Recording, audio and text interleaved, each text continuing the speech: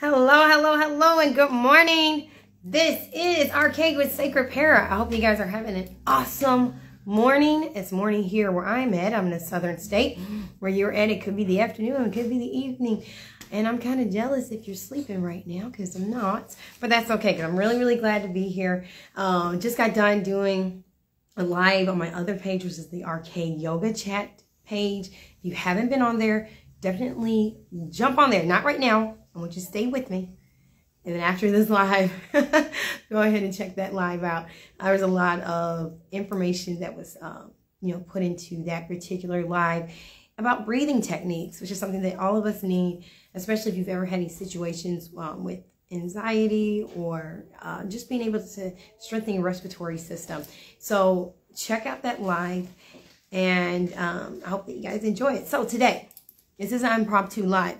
It's impromptu to you, it's impromptu to me to a certain degree, but I had honestly already planned on talking to you guys about this subject matter. So the subject matter is not impromptu. It's something that I've been writing notes on and really studying up on. And just, it's time to birth it. It's time for us to talk about it, right? We are going to talk about something has to be said. That's the title for today. Hey, do you guys like my what is this called? It's my Baby Spice hairstyle. Do you guys remember Spice Girls? Yeah, I just got to sing the song to my daughter in there. I was like, oh yeah, this is Spice Girls right here. And Baby Spice in particular. I love it though. So yeah, this is my Baby Spice hairstyle right now. I was about to sing. I was just about to sing, and I decided not to. So today's title, put on my teaching glasses, is something has to be said. Why did I say something has to be said? Well, something has to be said. Either in set, S-E-T, something has to be set. Like the set that's in a play or a set if you're doing film, something has to be set. So either you have to have set characters or you have to have the setting itself, the location, be a set location. When you're doing a storyline, the plot is constantly going to change, okay? Unless you're doing episodes, but even within one episode, you can have different plot changes, correct?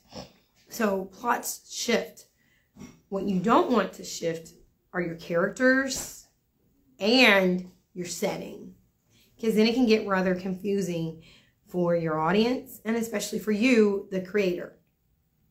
Now, where am I coming from with this? Is this just me judging? Is this me nitpicking and reading other people's storylines and being like, oh, that works, that doesn't work? No. No, this is coming from personal experience. This is coming from me having flops and messing up and being like, that didn't work, or being like, this is working. So when I first began my journey in the doll community with Sacred Para's community, I had what I thought were set characters with Nita and Tony and Penelope and Prudence and Lawrence. I was like, I'm going to do this and we're going to travel with just these 5. And my girls were, helping me with the storyline and giving me different lines. And to this day, my kids still chip in and say stuff and have really brilliant ideas and concepts of what can be done. And I take that in and utilize it. So that was the initial thought, was just those 5 characters. And we were just going to go on this journey with Nita and Tony and Penelope and Prudence and Lawrence. Hi, how are you, Divas by Designs dolls? So glad you're joining. Good morning from my side of the globe. So what I found was I faced an issue because Mattel makes such beautiful dolls, and other companies do too, okay? You got the Fresh Dolls, you've got, a lot of other companies out there that make amazing dolls, so do not get me wrong. But the thing is that you buy these dolls, or they're gifted to you, or you know what I mean, or you come across these dolls, you thrift and you get the dolls. Whatever the case is, you have these beautiful dolls and you go, there's a story inside you, and they start talking to you and you're like, yeah, let's put that out there, let's post it. And so you're taking pictures and you're posting it, and before you know it, That's what happened in my case. I went from having Nita and Tony to now I had, and it wasn't as big of a deal when I got Naomi and Rachel, Rebecca involved. It was like, okay, it's okay because this is still a friend, and this other one is the sister/sister-in-law, and I wasn't going to have them as major characters. They were going to be minor, so I didn't really feel like they caused complications to my storyline. Then I was like, I want a doll that looks similar to me, and I got the BMR 1959, the darker skin tone, and did my own modifications, and boom, Gloria was created, and I was in love with Gloria. And then Gloria kind of had her own persona separate of me, and I just wanted to let that storyline grow, and I was going to have her and Raymond as the counselors to Nita and to Tony, and they're going through their own marriage issues, and they need someone there.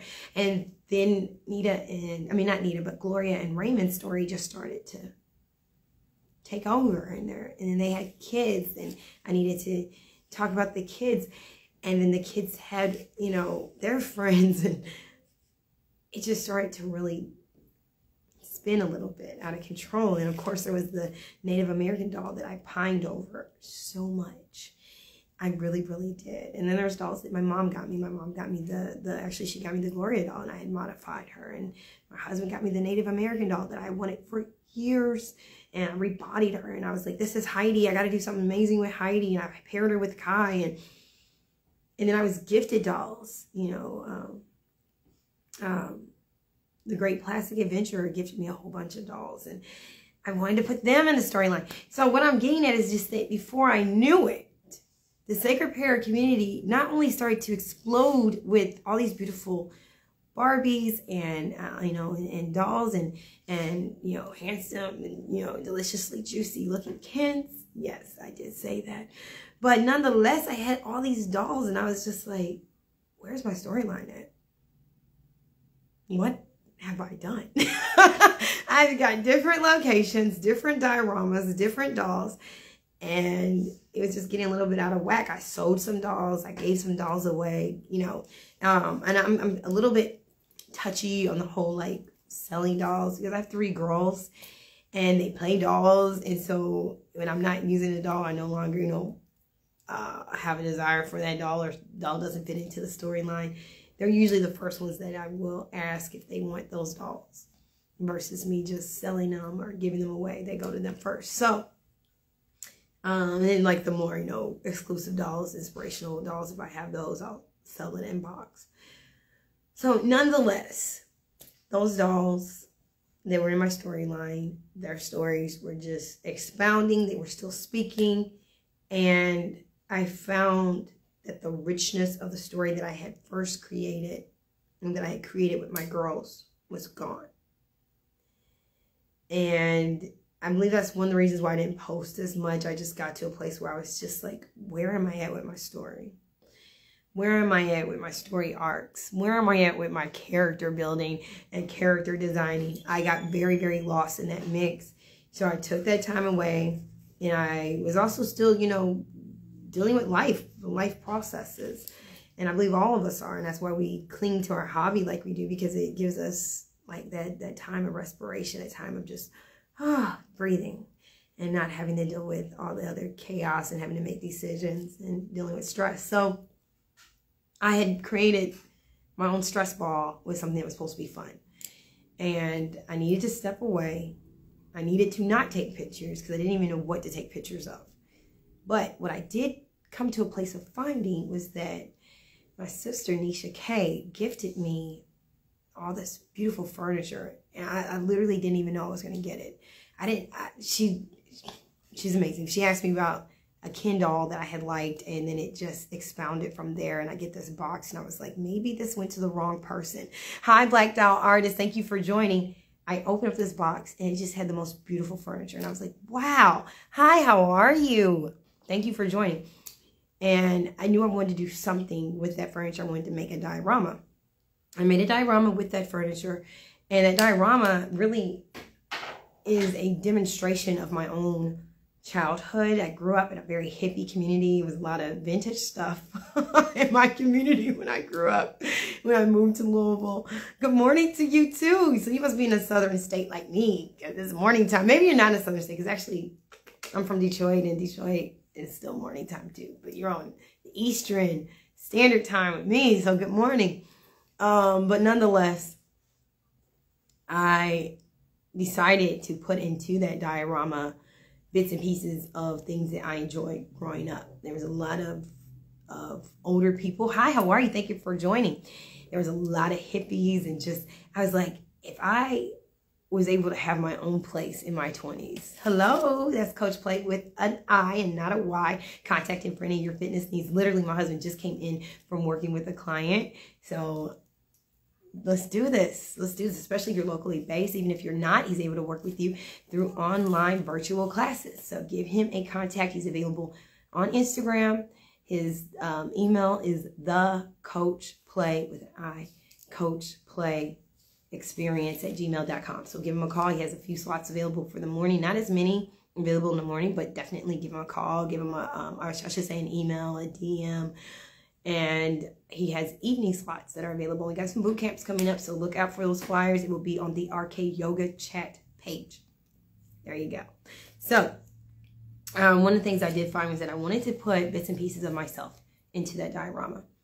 And I was going to use that as my set location. Because like we said, the title of this live is Something Has to Be Set. I was not willing to let go of the characters that I have. Because I have an affection towards them. Oh, you're welcome, baby. I love you too. And I love you always. That's to my husband. Somebody's like, who is he talking to? I love everybody, but that's my husband. Thanks, babe. Love you always. I love you too. So I needed something to be set so that it wouldn't be organized. It would be organized in my mind and for me as a creative. So I didn't want to let go of my characters. I felt like there was so much more to their story to be told. So I decided that this house, the hippie house, would also be a cafe, a / cafe. That way I could, because it didn't make sense just for people to constantly gather. Although they're hippies, you know, Heidi and Kai and the rest of the crew are hippies. It still didn't really make sense for everybody to just be gathering at their house constantly. Like what would make, because they may only hang out with a certain group of people who are attracted and magnetized to who they are culturally, right? So how was I going to bring in somebody that was like an E-light? Yeah. How would I bring that person into the storyline? Someone who wouldn't probably be attracted to hippies. So it was like, let's make that into a cafe. And then I have a set location. So now where I'm at, because I'm learning from my fumbles and I'm sharing that with you guys. What I'm learning is have a set location. You have various characters. One of the things that may be helpful, this may work for you, may not, is working for me, is to have a set location. That way, whenever you're displaying all the different characters, it makes it easier for people to remember who the people are versus trying to like remember the house that's associated with them and what their exact circumstances are. You have one set location, and so it makes it easier for your audience and also for you. There is actually an account that does it right now. I think it's at Siren Bar, SIREN, and they have the one location. And when I look at theirs, it actually reminds me a lot of Cheers. And I talked to my husband about Cheers just recently, probably about a week or two ago, because I talked to him about this topic. And with Cheers, we cling to it because although we see constant different characters, we see the main core, which are the bartenders, and we know almost each time we're going to see those same characters. And then we see the two patrons that we see all the time, Norm and the mailman. We know we're going to see them. Is Norm the mailman? Is Norm the mailman? No, okay, so Norm and then the mailman. I can't think of the mailman's name. Cliff. Thank you, Daddy. So, yes, I do call him Daddy. So, we see Norm and we see Cliff. We see Fraser occasionally. But we know that we're going to see new people all the time, and the interactions are going to be hilarious, or it's going to be a fumble, or whatever the case is. And we're okay with that. Hi, how are you? Thank you for joining. Good morning. We're okay with it because our minds don't have to try to figure out the location. The location has been set, so we're okay with the fluctuations of characters. On the other hand, if we have something like the Cosby Show, the locations change. Sometimes a lot of the interactions is at the house, but sometimes it can take place at the office. Sometimes it can take place at a restaurant. Sometimes it can take place at Rudy's school. So locations change, / dioramas change. But the family members who are the core of the storyline remain the same. So we don't have to worry about seeing that shift because our minds have already said, okay, this is going to be the same family. It's not going to switch up from one family to another family. This is the main family that all the interactions flow through. And so that almost creates like a relief for us. Whenever you have too many locations, like I did, and too many characters, like I did, it creates a lot of anxiety at times for your audience. Because they're like, oh, who is this? Where are they at? Okay, I got to go way back over and try to like figure out what happened and where they're at and who this person is. On the other hand, if you have a set location and set characters, it makes it easier for your audience to keep up with the flow of your storyline, as well as for you as the creative and creator to put out that material. Another show that I would put out there would be Night Court, because you have the set location of the courthouse. But even with that, you have different rooms like the judge's office or the waiting area, / lobby waiting area, the elevator. So you have all these different pieces inside of the one set, right? But we know that it's all taking place in court. So our mind is kind of at ease. We know that this is going to take place at the court. We know for sure that the Judge Harry is going to be there and Bull's going to be there. He's going to say something just very just very bullish. If you've ever seen Night Court, hi, how are you? Thank you for joining. Then you can almost expect that Bull's going to say something very like literal and direct. You're going to think, who is that on Marvel who just says like very literal stuff? Drax. Yeah, that's actually kind of like where they got his character from, if you think about it. Not unless, of course, Drax came out before in the comic book, then I could be wrong. But Drax's character does remind me of Bull, and Bull reminds me of Drax. And you have a very literal person who he's kind of disconnected from the situation of what's going on.